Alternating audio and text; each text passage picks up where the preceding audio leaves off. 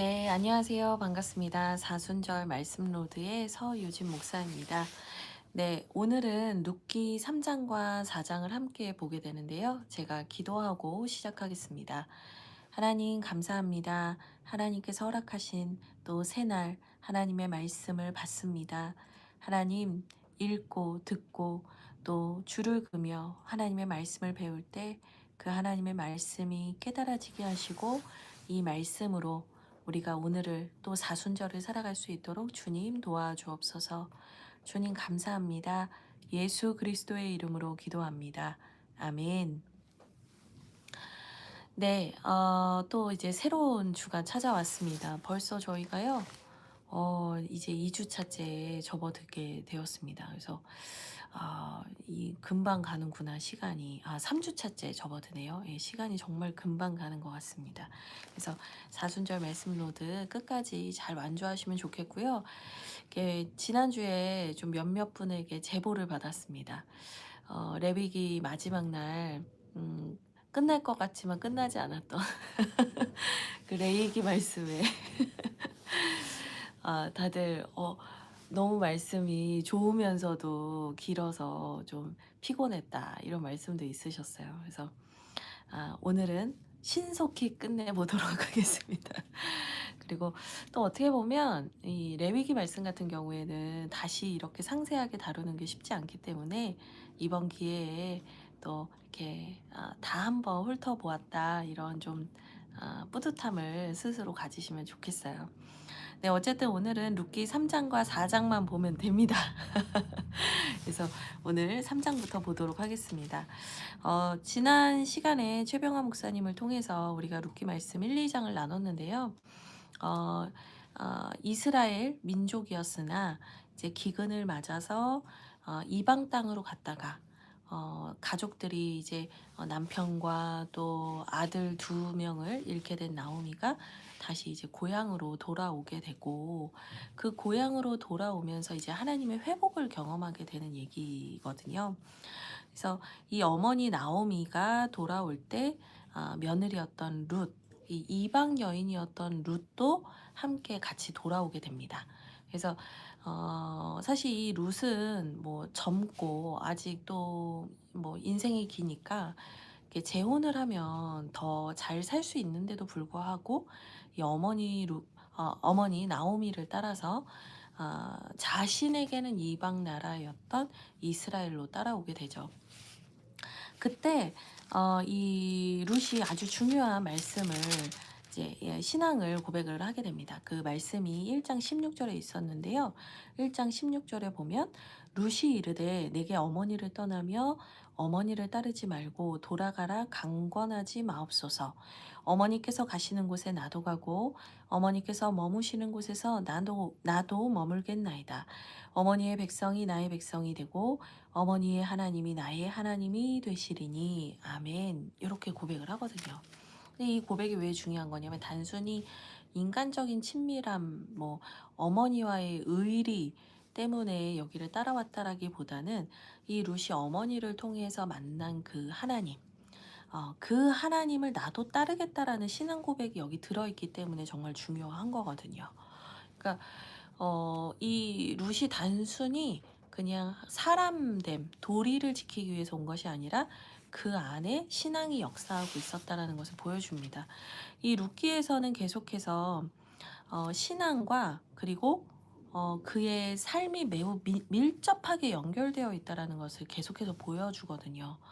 어찌 보면 나오미가 먼저 그 신앙을 삶으로 보여주어서 이방 여인이었던 룻이 하나님을 믿게 되었다면, 예, 그렇게 된 거라면, 룬 역시 자신 안에 있는 신앙, 또 어머니에 대한 감사, 사랑의 마음으로 또 그 어머니를 봉양하고 성실하게 살아가고 그의 삶에서 최선을 다해가는 이런 모습들이 보여지거든요. 그러니까 신앙과 삶을 분리해서는 안 되는 것 같아요. 신앙과 인격의 성숙함이 분리될 수 없다라는 것을 룻기에서는 매우 잘 보여주고 있습니다.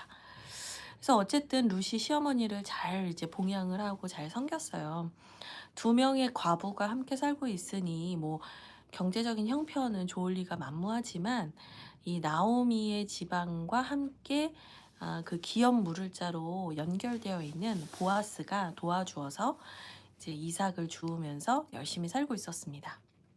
3장 1절에 보시면 근데 이제 그 시어머니 나오미가 이런 얘기를 해요. 이르되 내 딸아 내가 너를 위하여 안식할 곳을 구하여 너를 복되게 하여야 하지 않겠느냐 이렇게 얘기를 하거든요.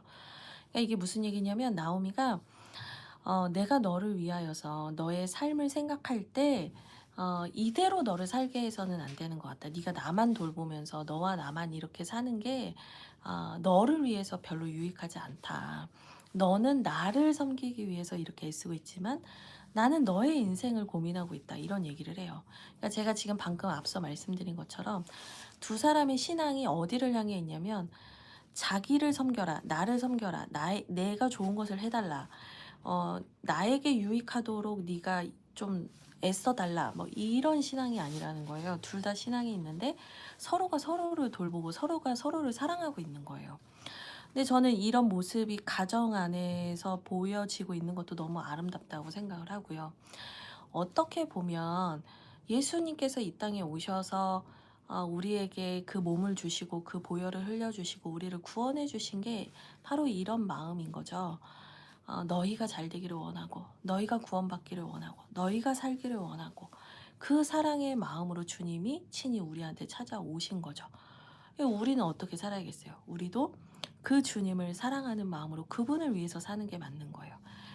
이 우리의 삶에서 하나 이제 뭔가 좀 적용을 해본다면 가정 안에서 부모님과 자식의 관계가 또 부부의 관계 안에서도 서로가 서로를 행복하게 해주고 서로가 서로를 섬기려고 하는 마음을 갖는 게 되게 중요하다는 생각을 좀 많이 해요.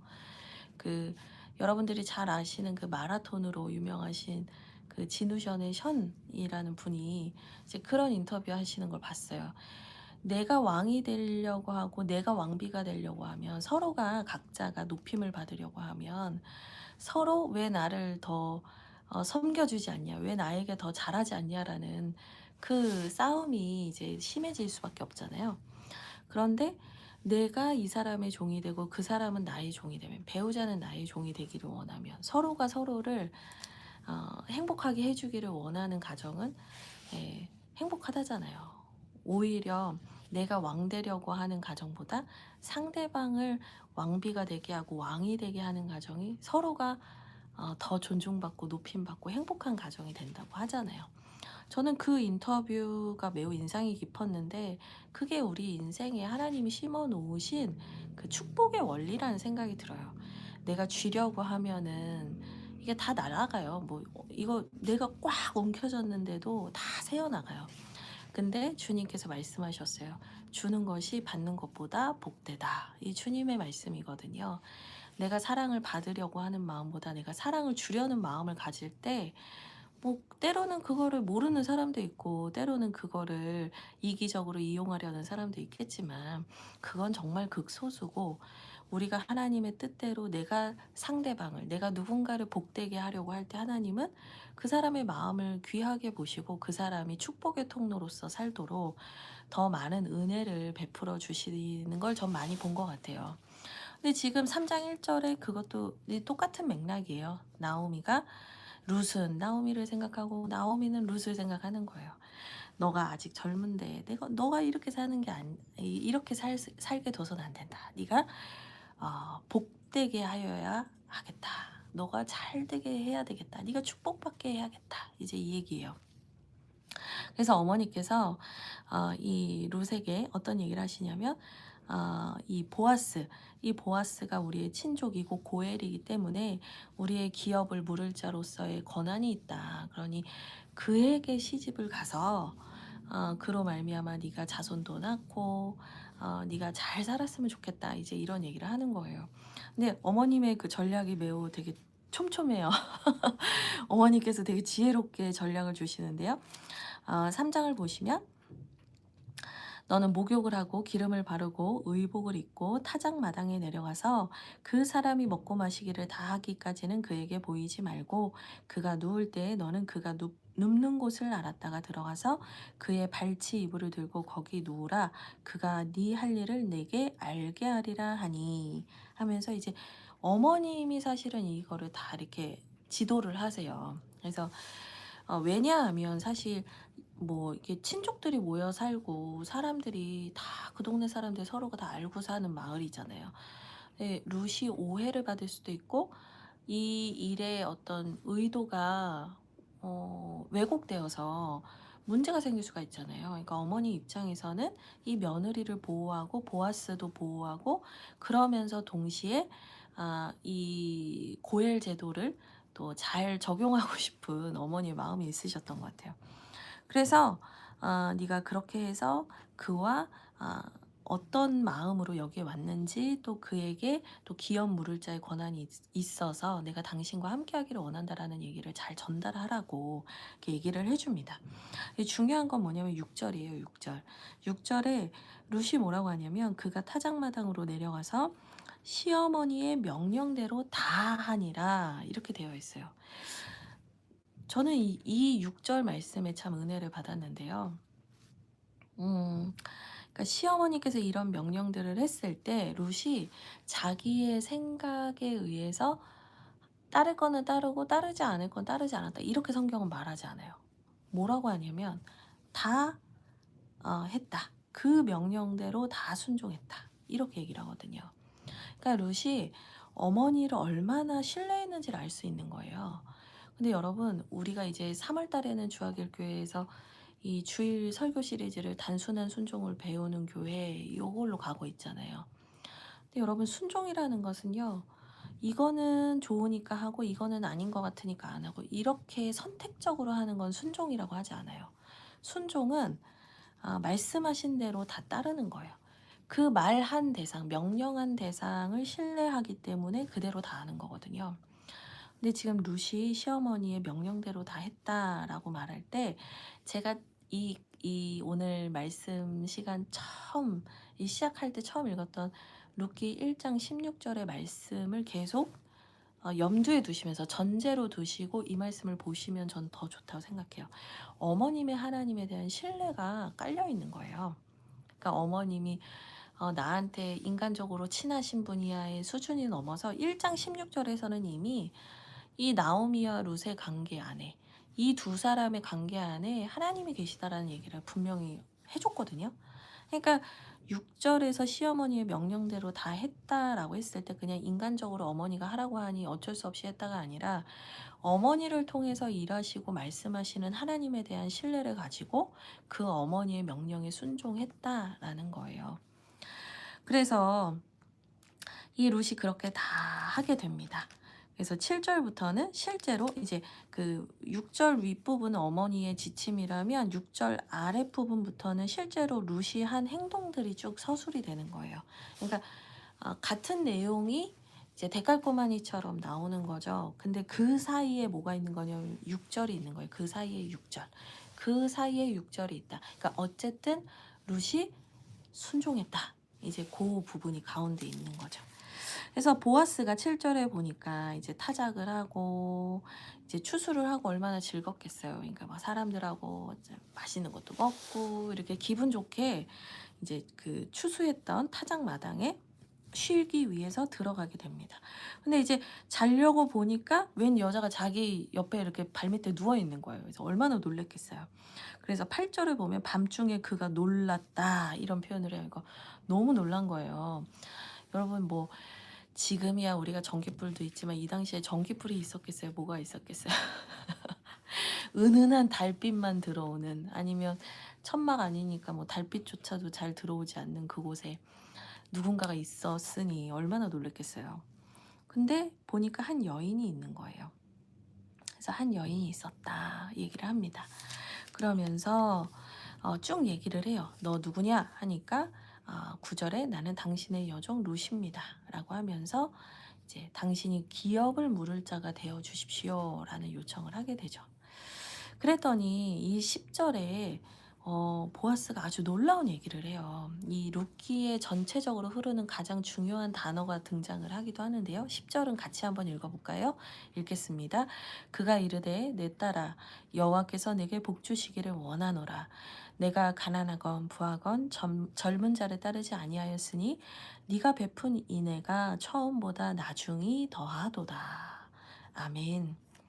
그러니까 룻이라는 것을 알고 나서 이 보아스가 룻이 왜 왔고 어떤 과정 속에서 왔을지가 이제 보이는 거예요. 그러면서 아주 다정하게 불러요. 예, 9절에서 룻은 자기를 여종이라고 표현하거든요. 예, 저는 당신의 여종과 같습니다. 당신은 높으신 분이지만 저는 미천한 자입니다. 이렇게 얘기를 하는데 10절에서 보아스가 뭐라고 하냐면 내 딸아 이렇게 얘기를 해요.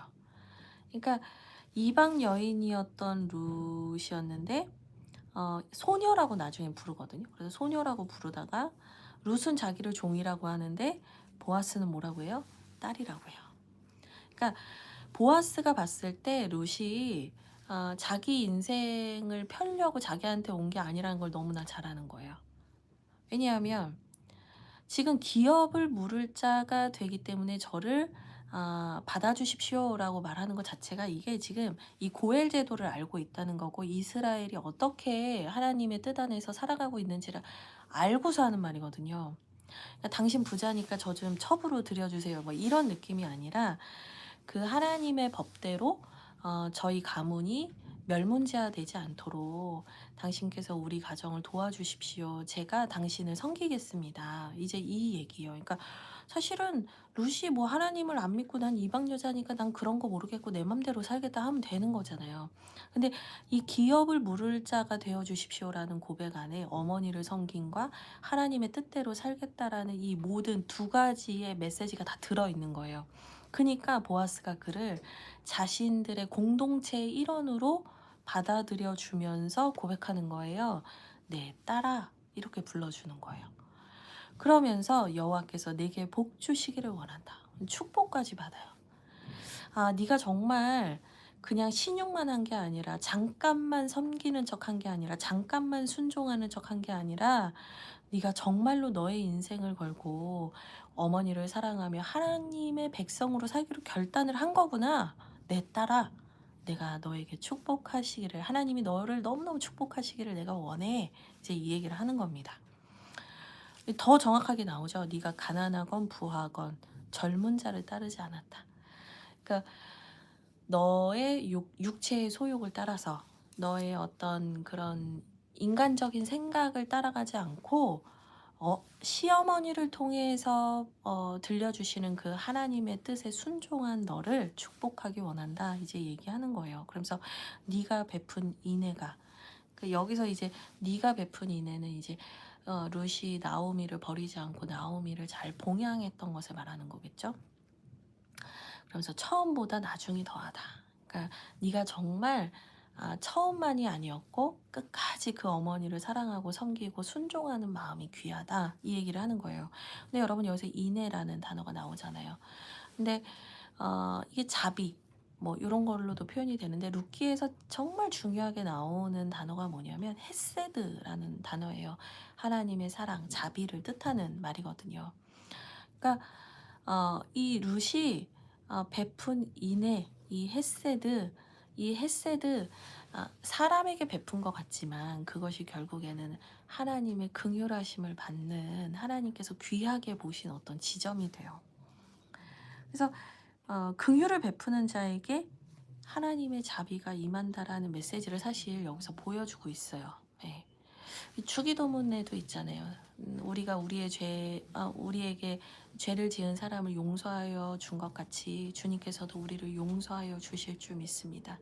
이 얘기를 하는 게 그 헤세드에 근거한 거예요. 우리가 누군가를 긍휼히 여기고 누군가를 용서할 때 주님도 우리를 용서해 주실 줄 믿습니다. 그게 이제 하나님의 헤세드. 이제 이걸 잘 보여주는 주님의 기도거든요. 그러니까 어쨌든 너가 그 나오미에게 그 선대한 것, 그 어머니를 잘 사랑한 것, 그것이 너무너무 아름답다라고 하면서 11절에 진짜 진짜 중요한 단어가 나오는데요. 그게 뭐냐면 현숙한 여자라는 단어예요. 그래서 딸아 두려워하지 말라.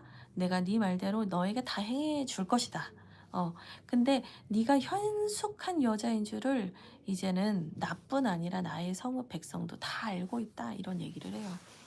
이 호칭이 바뀌죠. 이방 여인이었다가 그냥 단순한 소녀였다가 가부였다가 여종이 됐다가 딸이 됐다가 11절에 현숙한 여자로 불려요. 이 현숙한 여자가요, 여러분, 잠언에 나오는 그 잠언 마지막에 보면은 현숙한 여인을 얻는 사람이 진짜 지혜롭고 복되다라는 얘기를 하거든요.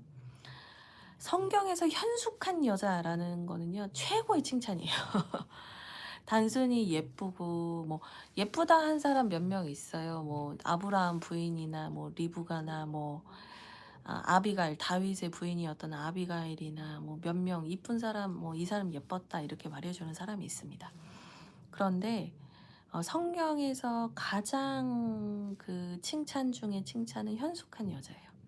그러니까 지혜롭고 또한 하나님을 경외하는 여인을 이 성경에서는 현숙한 여자라고 해요. 그래서 이 형제님들께 우리 청년들도 아직 장가를 안 간 친구들이 많은데 예쁜 사람보다 더 중요한 게 뭐냐면 인격이 건강하고 인품이 바르고 그리고 하나님의 뜻대로 살고자 하는 하나님을 경외하는 여인을 만나셔야 됩니다. 그것이 외모나 뭐 이런 거는 제가 볼 때 뭐 4, 50이 돼가고 60, 70이 되면 그냥 평준화가 됩니다. 하향 평준화가 됩니다. 다 지나갑니다. 다 썩어질 것들입니다. 그런데 그 사람의 내면과 아름다움은 바뀌지 않아요. 그리고 그게 아름답게 가꿔지려면 매우 많은 시련과 고난과 또 시간이 걸려요. 그래서 현숙한 여인을 만나야 됩니다. 어쨌든 이 보아스가 이 룻을 보면서 현숙한 여자이다. 이것은 나만 아는 것이 아니라 우리 동네 성읍의 모든 사람들이 알고 있다라고 하면서 이 여인이 부끄럽지 않도록, 이 여인이 수치심을 느끼지 않도록 이 여인을 이렇게 잘 대해줍니다. 그런데 왜 이런 얘기를 쭉 했나 봤더니, 왜냐하면 이제 이 보아스가 하는 말이 이제 가만 들어보면 거절처럼 들릴 수 있는 이야기를 해야 되거든요. 그러니까 그 전에 이 보아스의 마음과 이 여인을 향한 이 보아스가 얼마나 좋게 생각하고 있는지를 쭉 얘기를 해주는 거예요, 먼저. 근데 이제 당장 그대를 내 아내로 받아들일 수 없는 이유에 대해서는 이제 설명을 12절부터 하는데요. 기업을 물을 자가 보아스가 맞긴 맞아요. 그런데 나보다 더 그 우선순위에 있는 또 다른 친족이 있다는 거예요. 근데 이제 내가 여기에서 막 감동하고 감격해서 그냥 덜커덕 아내로 맞이하면 이게 막 나중에 다툼이 될 수 있잖아요. 싸움이 될 수 있잖아요. 그래서 13절에 보면 그러니까 그 나보다 더 가까운 그 친족이 물을 자의 책임을 너에게 이행하기를 기뻐하지 않는다면 여호와께서 살아계심을 두고 맹세하노니 내가 기업 물을 자의 책임을 너에게 이행하겠다 이렇게 얘기를 하는 거예요. 그러니까 여기에서 이 보아스의 신중함을 볼 수 있고요. 하나님의 뜻인 건 맞아요. 사실 룻하고 보아스가 결혼하는 건 하나님의 뜻이 맞죠. 근데 조급하지 않아요. 서두르지 않아요. 절차를 따르고 내 마음대로 속행하지 않아요. 여기에 보아스의 지혜가 있는 건데요.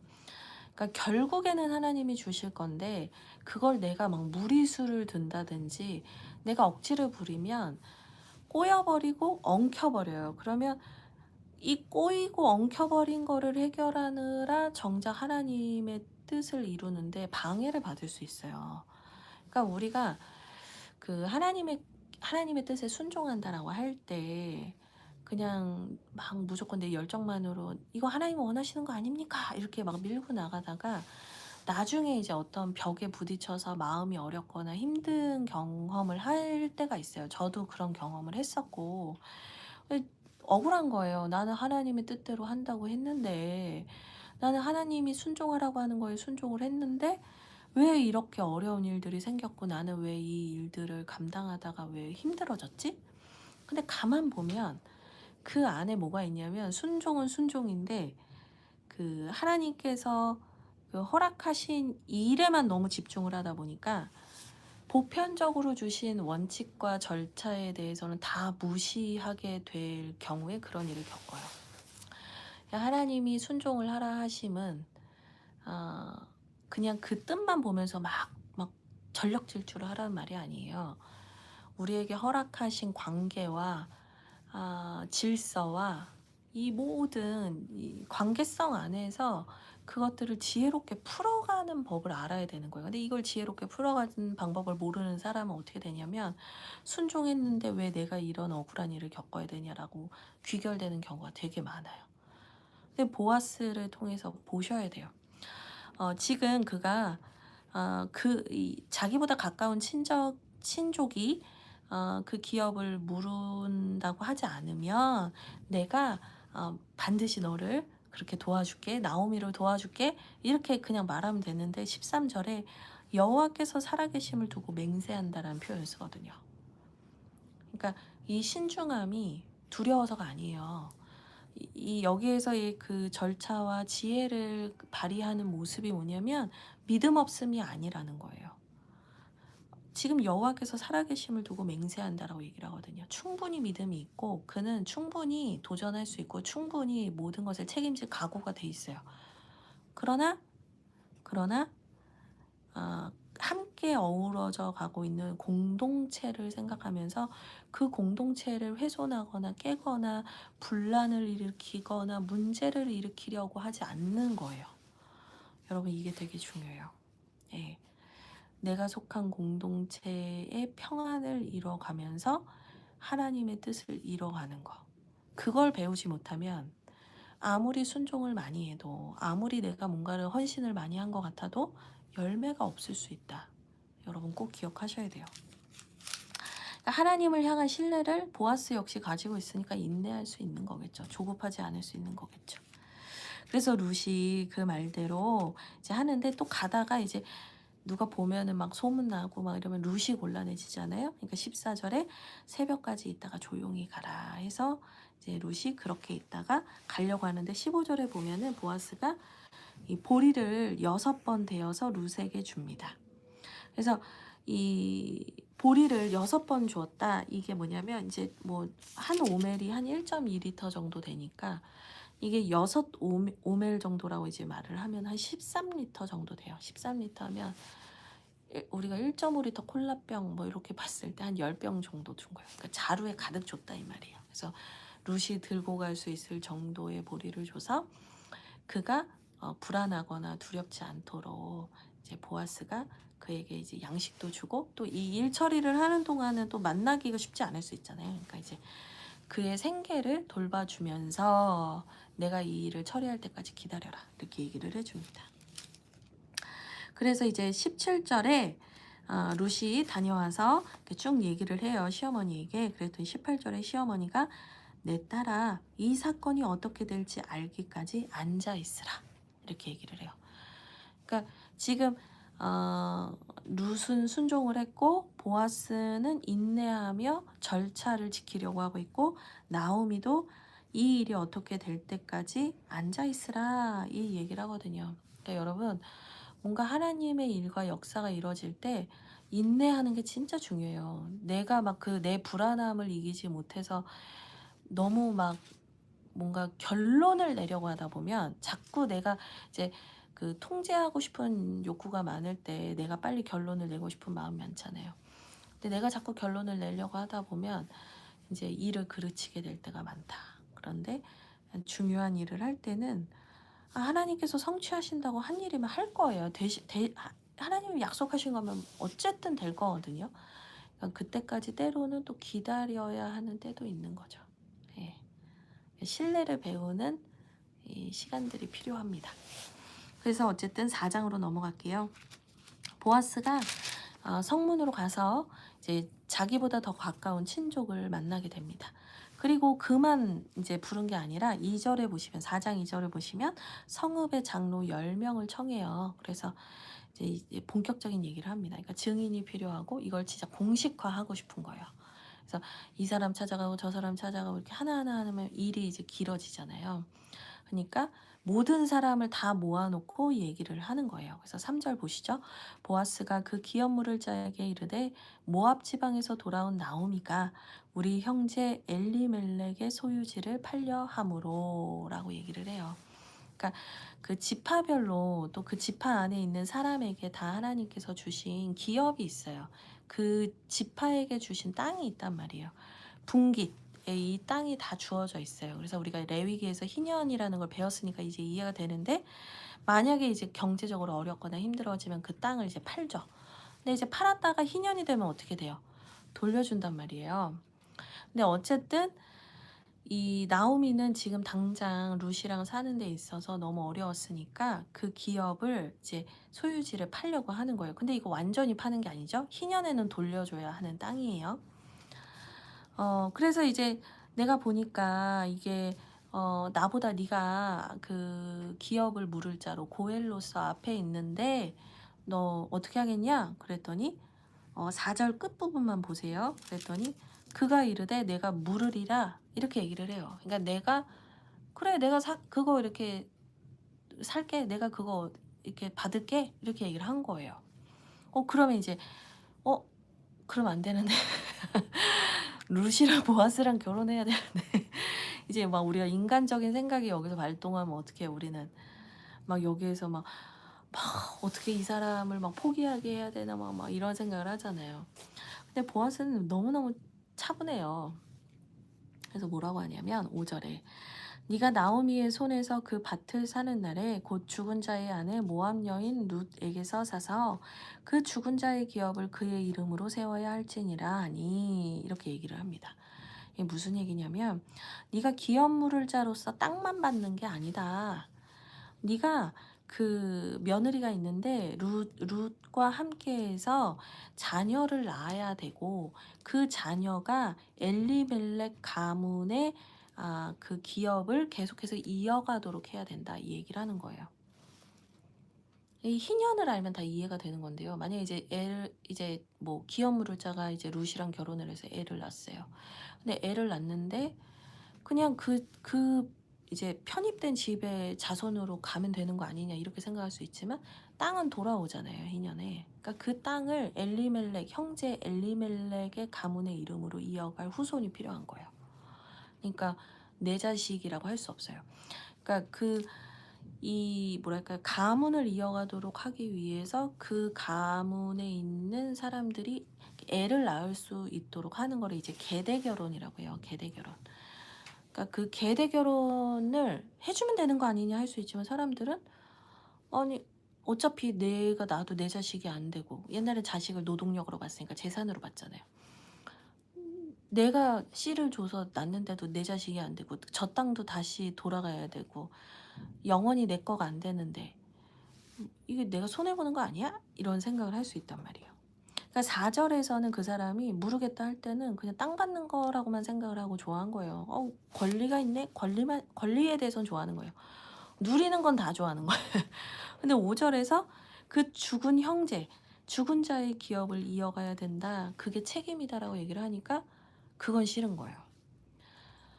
그러니까 권리가 있다는 건 책임이 있는 거예요. 근데 책임은 지지 않는데 권리만 있다. 이런 건 어디에도 없어요. 그건 이 세상 원리에도 없는 거고 하나님께서 세워가시는 공동체의 원리에도 없어요. 예, 권리와 책임은 같이 가요. 그러니까 6절에 그 기업 물을 자가, 그러니까 보아스 말고 더 가까이 있었던 친족이었던 사람이 나는 내 기업에 손해가 있을까 하여 나를 위하여 물으지 못하겠다. 이렇게 얘기를 해요. 나는 내가 손해보는 거는 하고 싶지 않다는 거예요. 지금 이 사람은요, 뭐 물론 이 사람에게도 선택권이 있어요. 그런데 이 선택은 뭐냐면 공동체 안에서 고엘로서 내가 누구만 돌보는 일만 있겠어요?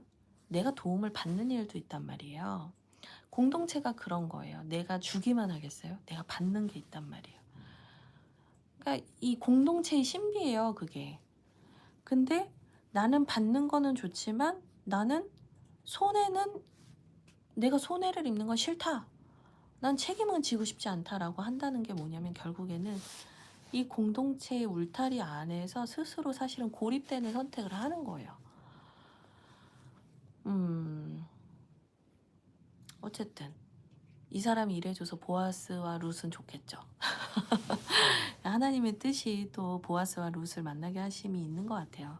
그러니까 때로는 이게 막 조급하고 막 불안하고 두려운 순간에 막 설레발 치지 말고 잠잠히 기도하면서 하나님이 어떻게 길을 열어가시는가 그걸 보는 게 도움이 될 때가 있어요. 네, 7절 보시면 이걸 이제 확정하려고 해요. 그래서 신을 벗어서 이웃에게 주면은 그게 이제 확정한다, 그러니까 증명한다, 뭐 땅땅땅 이런 효력이 있었대요. 그래가지고 이 보아스가 그러면 이제 내가 너 안 한다고 했어, 말 바꾸면 안 돼, 이러면서 그러면 신을 벗어라, 이제 이렇게 얘기를 해서 보아스가 9절에 모든 백성들과 장로들 앞에서 엘리멜렉과 기럯과 말론에게 있던 그 모든 것을 나오미의 손에서 산 일을 너희가 오늘 증인이 되었다, 이렇게 얘기를 해요. 그래서 모든 공식적인 절차를 이게 다 마무리를 하게 됩니다. 그리고 10절 말론의 아내 모압 여인 룻을 사서 나의 아내로 맞이하고 그 죽은 자의 기업을 그의 이름으로 세워 그의 이름이 그의 형제 중과 그곳 성문에서 끊어지지 아니하게 하매 너희가 오늘 증인이 되었느니라. 아멘. 그래서 이 엘리멜렉의 가문이 다 끝난 것 같았는데, 끝장난 것 같았는데 그 가정을 이 보아스가 아무런 이득이 없는데 그 가정을 살리는 거예요. 왜? 하나님께서 허락하신 고혈제도 안에서 내 형제 자매이기 때문에, 내 공동체이기 때문에 지킨다, 이 말이에요. 그러니까 여러분, 어려울 때 진짜 가족이냐 아니면 남이냐가 드러나잖아요. 내가 진짜 어려울 때. 예. 근데 이제 보아스가 나오미와 룻의 가족이 되어 준 거예요. 그래서 모든 사람들이 다 기뻐해요. 막 그러면서 사람들이 이게 다 기뻐한다는 게 뭐냐면 이 나오미와 룻을 보면서 나오미와 룻이 막 못되게 살았어 봐요. 그러면 동네 사람들이 뭐 반댈세 막 장로가 막 이렇게 나서기 시작하면 되게 골치 아픈 거거든요. 근데 11절에도 보면은 다 좋아요. 다 기뻐하고 막 축복해요. 그러면서 이스라엘의 11절에 이스라엘의 집을 세운 라헬과 레와 두 사람처럼 복을 받아라 막 얘기를 해요. 12지파를 낳은 그 라헬과 레아 얘기를 한단 말이에요. 그러니까 오히려 집안이 망해가고 있었는데, 대가 끊어지고 있었는데 오히려 너가 축복을 받을 것이다. 너의 대가 놀라운 하나님의 축복이 임하게 될 것이다. 막 축복해 주잖아요. 12절에도 다말이 유다에게서 낳아준 베레스의 집과 같게 하시기를 원한다. 막 축복을 하거든요. 그러니까 이 다말 유다 막 이름이 너무 많이 나오지만 중요한 건 뭐냐면 라헬과 레아는 야곱의 부인이에요. 예, 이스라엘이라고 야곱의 이름이 바뀌잖아요. 그리고 라헬과 레아, 그리고 라헬과 레아의 시종들 여종 2명과 해서 4명의 여인이 애를 낳아서 12지파가 생기는데, 종은 그 당시엔 소유예요. 그러니까 라헬과 레아만 이렇게 거론이 되는 거예요. 어쨌든 그 하나님 나라를 세우는 통로가 될 것이다, 이런 얘기를 한 거고, 다말은 12지파가 되는 그 야곱의 아들 유다의 며느리예요. 근데 이 나중에 창세기 말씀을 이제 보셔도 되고, 한여름 우물기도의 작년 거 보시면 창세기 말씀 다 강에 올려놨으니까 보셔도 되는데요. 이 유다가 요셉을 팔자고 제안을 했던 형제란 말이에요. 그러니까 그 일이 있고 나서 요셉이 끌려가고 죽었다고 하고 아버지 막 쓰러지며 울고 막 할 때 유다가 이제 그거를 못 견디고 고통스러워서 집을 떠나요. 그리고 유다도 자기 자식들을 다 잃어요. 38장, 창세기 38장을 보시면 나오는데요. 자기 자식들을 다 잃는 고통, 내가 아버지에게 줬던 고통을 유다도 다 겪었단 말이에요. 그래서 대가 끊어지는 상황이었는데 며느리가 변장을 하고 가서 아버지였던 그 시아버지였던 유다를 통해서 계대 결혼을 한 거예요. 그래서 자손을 낳아서 이제 유다 지파가 계속 이어진 거예요. 네. 그러니까 지금 여기가 배경이 베들레헴이잖아요. 베들레헴은 유다 지파들이 사는 곳이거든요. 그러니까 지금 여기서 막 말하는 10명의 장로들 막 이런 사람들이 우리 지파가 끊어질 뻔했었는데, 그때 이방 여인이었지만 유다의 며느리였던 다말의 그 지혜와 이 뭐랄까요, 그 그 언약을 향한 집요함으로 인하여 우리 지파가 이렇게 살아있잖아요. 이 사람들이 그 증인이잖아요. 그러니까 지금 룻과 보아스를 향해서 막 축복하는 거예요. 유다 지파의 그 명맥을 이어갔던 그 사건들처럼 당신들에게도 하나님이 축복하시길 원합니다. 그래서 13절에 얘기를 합니다. 아내로 삼았는데 그에게 들어갔더니 여호와께서 그에게 임신하게 하심으로 그가 아들을 낳은지라. 그래서 아니, 첫애가 딸이 될 수도 있고 아들이 될 수도 있고 막 뭐 사람들은 다 자기 마음대로 생각하잖아요. 네. 근데 그 생명을 주시는 분도 하나님이시고 그에게 그 기업을 이을 아들을 주신 분도 하나님이시다. 이제 이렇게 얘기를 합니다. 그러니까 막 온 동네 여인들이 기뻐하면서 막 나오미한테 찬송할지로다 막 하면서 같이 막 기뻐요. 뭐 장로님, 뭐 마을 사람 다 기뻐요. 막 진짜 잔치예요, 잔치. 너무너무 기뻐요. 근데 아까도 제가 얘기했지만 나오미와 룻이 어떻게 살았는가, 보아스가 어떻게 살았느냐에 따라서 이게 사람들이 불편하게 볼 수도 있는 거지만 이걸 기쁘게 볼 수도 있는 거예요. 그러니까 이 삶과 신앙, 인격과 신앙이 같이 가고 있다는 것을 여러분이 그걸 계속 기억하시면서 룻기를 보시면 좋겠어요. 어쨌든 다 함께 기뻐하면서 하나님이 일하셨다, 하나님이 역사하셨다, 막 다 같이 찬양하면서 이 아이의 이름이 이스라엘 중에 유명하게 되기를 원합니다. 막 이러면서 막 기뻐합니다. 그래서 15절이 되게 중요한데요. 같이 보겠습니다. 같이 읽겠습니다. 이는 내 생명의 회복자이며 내 노년의 봉양자라.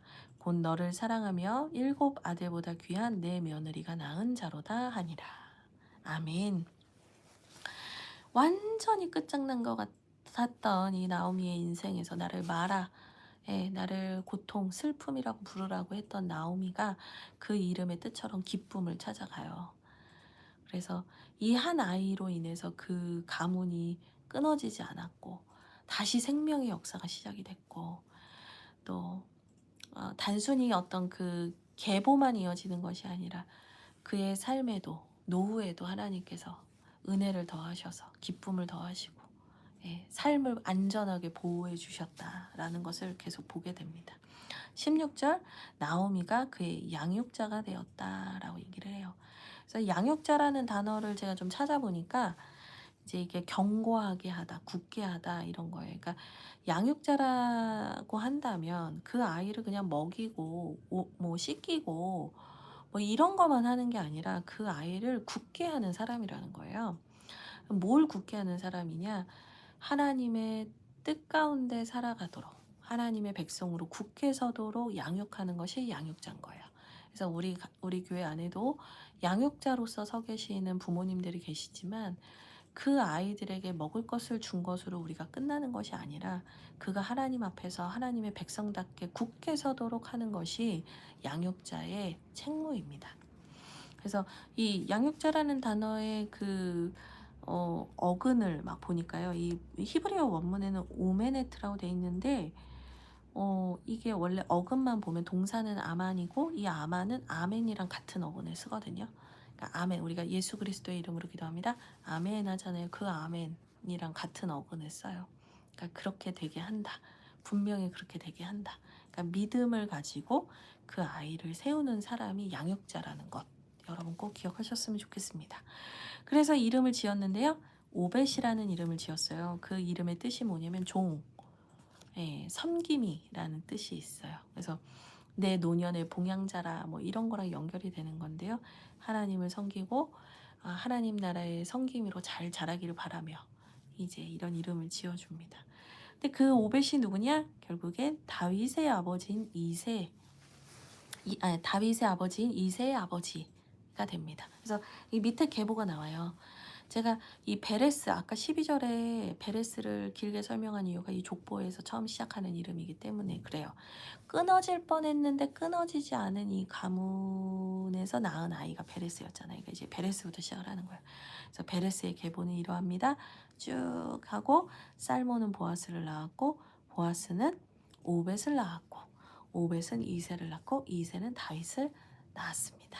이렇게 얘기를 하면서 이 사무엘상 이제 사사기의 끝과 왕정 시대를 여는 이야기로 이제 연결이 되면서 다윗의 왕조에 대한 이야기가 나오고, 이 다윗의 가문은 마태복음 1장 1절에서 말하는 것처럼 아브라함과 다윗의 계보, 예수 그리스도의 계보가 시작되는 이야기가 펼쳐져서 하나님이 보내시는 구원, 메시아의 구원자가 바로 이 다윗의 가문에서 나왔다는 게 얼마나 놀라운 일인지를 보여줘요. 다 죽을 뻔했잖아요. 끊어질 뻔했잖아요. 그러니까 하나님이 근데 끊어지게 안 두셨다. 하나님의 역사를 이어가셨다. 그러니 안심하고 조급하지 말고 불안해하지 말고 하나님의 구원을 바라는, 그런 신앙을 이 다윗의 그 계보 안에서도 우리는 배우게 됩니다. 그리고 여러분, 보아스를 낳은 살몬이요, 라합이랑 결혼을 해서 보아스를 낳아요. 라합이 아시죠? 그 가나안 그 전쟁할 때 여리고성에서 2명의 정탐꾼을 살려주고 구원을 받았던 기생 라합이에요. 그러니까 유다 지파에는 예수님이 이곳에서 혈육으로 나시는 계보가 됐는데, 가문이 됐는데, 여기에 다말 막 그 뭐야 시아버지랑 애를 낳은 이런 실패의 역사, 라합 기생이었던 라합, 모압 여자였던 룻, 이런 이방 여인들이 이 계보에 다 들어가 있다는 거예요. 근데 이 여인들의 특징이 뭐냐, 다 신분은 천하다라고 할 수 있을지 모르겠지만 그 하나님의 나라와 계보와 그 하나님의 뜻에 대해서는 매우 열정적이었고 진지했고 간절했던 여인들이었다. 그래서 마태복음 1장에 이 여인들 이름 다 나와요. 네. 그래서 룻이 결국에는 주 예수 그리스도의 계보를 이어가는 축복의 통로가 되었다라고 하는 메시지로 오늘 룻기 말씀을 마치도록 하겠습니다. 여러분도 여러분의 신분과 조건과 환경이 어떠하든지 간에 여러분이 하나님의 구원 역사를 이뤄가시는 축복의 통로 되시기를 주님의 이름으로 축복드립니다. 기도하겠습니다. 하나님 감사합니다. 오늘도 저희들에게 귀한 말씀 주셔서 고맙습니다. 하나님, 우리가 날마다 바르게 단순한 순종하며 살아가게 하시고, 또 어려운 순간에 불안한 순간에 조급해하지 않게 하시며 하나님께서 이루어 가시는 구원을 바라보고 우리가 최선을 다해야 할 것들을 최선을 다하며 하나님을 바르게 따라갈 수 있도록 주님 우리를 도와주시고 가르쳐 주십시오. 또한 룻처럼 다말처럼 그리고 라합처럼 하나님, 우리에게 아무것도 자랑할 것이 없다 해도 하나님께서 우리를 통하여 이루실 구원 역사를 바라보며 기대하며 살아가게 하여 주옵소서. 주님 감사합니다. 사랑합니다. 예수 그리스도의 이름으로 기도합니다. 아멘. 네, 그러면 내일 또 최병아 목사님과 뵙겠습니다. 감사합니다.